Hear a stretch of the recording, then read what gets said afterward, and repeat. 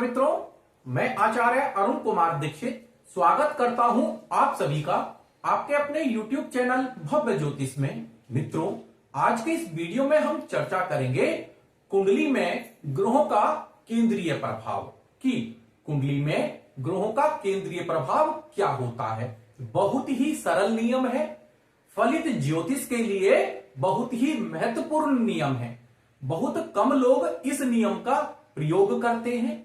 अगर आप वीडियो को पूरा देखेंगे, सही प्रकार से देखेंगे, तो एक महत्वपूर्ण नियम आपको सीखने को मिलेगा।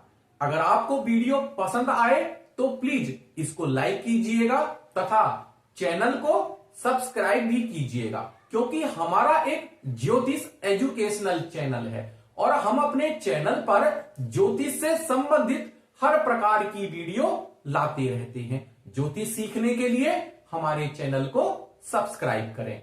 अब बात करते हैं जन्म कुंडली में ग्रहों का केंद्रीय प्रभाव। देखिएगा, सबसे पहले नियम समझ लेते हैं, उसके बाद चर्चा करेंगे। नियम क्या कहता है? किसी भाव या ग्रह पर उस ग्रह का भी प्रभाव होता है जो उससे दसम भाव में बैठा हो। एक बार नियम देखिएगा, किसी भाव या ग्रह पर उस ग्रह का भी प्रभाव होता है जो उससे दसम स्थान या दसम भाव में बैठा हो। जब भी हम फलित करते हैं तो कोई भाव या ग्रह शुभ फलदायी है, अशुभ फलदायी है, भाव या ग्रह पर शुभ प्रभाव है, अशुभ प्रभाव है, इसको देखने के लिए हम सामान्य नियम प्रयोग करते हैं। जैसे कि भाव में कौन सा ग्रह बैठा है, भाव पर किस ग्रह की दृष्टि है, भाव के दोनों तरफ कैसे ग्रह बैठे हैं, अर्थात भाव शुभ कर्तरी में है या पाप कर्तरी में है। उसी प्रकार से हम ग्रह पर भी प्रभाव देखते हैं कि ग्रह के साथ कौन सा ग्रह बैठा है, ग्रह पर किस ग्रह की दृष्टि है, ग्रह का किसके साथ परिवर्तन है, ग्रह का किसके साथ क्षेत्र दृष्टि संबंध बना, ग्रह अस्त है या अस्त नहीं है, ग्रह पर कैसी कर्तरी है, शुभ कर्तरी है, पाप कर्तरी है। इस प्रकार बहुत सारे प्रभाव हम किसी भी भाव या ग्रह पर देखते हैं, क्योंकि उनसे भाव या ग्रह पर शुभता या अशुभता आती है। उसी के हिसाब से भाव या ग्रह अपना शुभ या अशुभ फल देते हैं। यह हम इस प्रकार देखते हैं। उसके साथ ही साथ हमें एक नियम और देखना चाहिए, जो कि एक विशेष नियम है, जिसको कहा जाता है केंद्रीय प्रभाव। जैसा कि आप सभी जानते हैं कि केंद्र भाव कौन कौन से होते हैं। 1, 4, 7, 10 ये केंद्र भाव होते हैं। अगर हम लग्न से कहें, ये लग्न भाव है, लग्न से 1, 4, 7, 10 ये केंद्र भाव होते हैं। और इस नियम को हम किसी भी ग्रह या भाव पर भी प्रयोग करके देख सकते हैं। माना कि कोई ग्रह दूसरे भाव में बैठा हो तो दूसरे भाव से केंद्र भाव कौन कौन से बनेंगे? दूसरे भाव से केंद्र भाव सबसे पहले दूसरा ही बनेगा, उसके बाद पांचवा, उसके बाद आठवां और उसके बाद 11वां।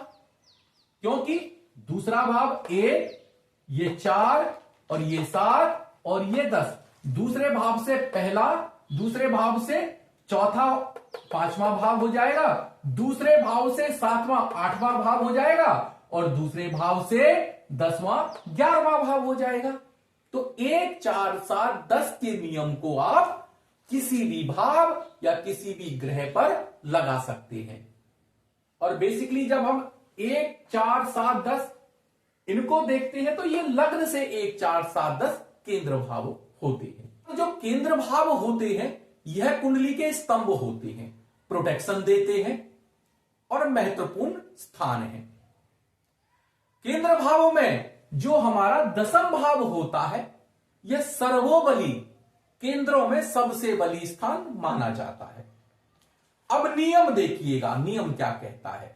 नियम कहता है किसी भी भाव या ग्रह पर उस ग्रह का भी प्रभाव होता है जो उससे दशम भाव में बैठा हो। अब आप इस नियम को भी लगा के देखिएगा। आप अन्य नियम तो लगाते ही हैं, इसको भी लगाइएगा। यह केंद्रीय प्रभाव माना जाता है। अगर किसी भी भाव या ग्रह से दशम भाव में कोई ग्रह बैठेगा तो वो अपना प्रभाव दिखाएगा। अब प्रभाव कैसा दिखाएगा? किसी भी भाव या ग्रह से दशम स्थान में अगर कोई नैसर्गिक शुभ ग्रह बैठेगा तो शुभ प्रभाव दिखाएगा। वहीं पर अगर किसी भी भाव या ग्रह से दशम स्थान में कोई नैसर्गिक अशुभ ग्रह बैठा होगा तो अशुभ प्रभाव दिखाएगा। अब यहां पर जो भाव या ग्रह है जिससे दशम स्थान में कोई ग्रह बैठा है, उसके फलों में देखिएगा क्या प्रभाव पड़ता है। अगर ग्रह या भाव से दशम स्थान में कोई नैसर्गिक शुभ ग्रह बैठा हो तो शुभ फलों में सहयोग करता है, वृद्धि करता है, भाव या ग्रह को शुभता देता है। वहीं पर किसी भाव या ग्रह से दशम स्थान में कोई नैसर्गिक पापी ग्रह बैठा हो तो अशुभ प्रभाव देगा, शुभ फलों में अवरोध देगा, भाव या ग्रह पर अपनी नैसर्गिक अशुभता प्रदान करेगा। अब यहां पर किसी भी भाव या ग्रह से दशम स्थान में कोई ग्रह बैठा हो तो अपना प्रभाव डालता है। इस चीज का संदर्भ हम अन्य प्रकार से भी देख सकते हैं। जैसे कि आप अमल योग देखिएगा। अमल योग में क्या बताया गया? अमल योग में बताया गया कि लग्न से या फिर चंद्र महाराज से दशम स्थान में कोई शुभ ग्रह बैठा हो तो अमल योग बनता है, अमल कीर्ति योग बनता है। आप देखिएगा लग्न से या चंद्र महाराज से दशम स्थान में कोई शुभ ग्रह बैठेगा तो लग्न या चंद्र जिससे भी दशम स्थान में बैठा होगा उसी पर अपना शुभ प्रभाव डालेगा। लग्न या चंद्र पर शुभता आएगी। यह नियम आप देखिए केंद्रीय प्रभाव के द्वारा ही बना। उसके बाद आप गजकेसरी योग देखिए। गजकेसरी योग में क्या बताया गया कि चंद्र महाराज और गुरु महाराज एक दूसरे से केंद्र में होने चाहिए। यहां भी केंद्र भावों का विशेष रूप से प्रयोग किया गया। उसके बाद आप पंच महापुरुष योग देख लीजिएगा। पंच महापुरुष योग में भी लग्न से या चंद्र महाराज से केंद्र भावों को ही लिया गया और आप देखेंगे केंद्र भावों का अपना विशेष महत्व होता है। और किसी भी भाव या ग्रह से दशम भाव में, दशम भाव को विशेष इसीलिए लिया गया क्योंकि यह केंद्रों में सबसे बली स्थान है। और किसी भी भाव या ग्रह से दशम भाव में कोई ग्रह बैठा होगा तो वह अपना प्रभाव जरूर डालेगा। जैसा ग्रह होगा वैसा ही प्रभाव डालेगा। तो इस प्रकार आपको देखना चाहिए। और हमने केंद्रीय प्रभाव के संदर्भ भी आपको बताए, उदाहरण भी आपको बताए। उसके द्वारा भी आप इस चीज को लगा के देख सकते हैं। तो आशा करता हूं कि मित्रों यह वीडियो आपको पसंद आई होगी। एक नया नियम आपको सीखने को मिला होगा। अगर वीडियो पसंद आई हो तो प्लीज इसको लाइक कीजिएगा और हमारे चैनल भव्य ज्योतिष को सब्सक्राइब कीजिएगा। धन्यवाद।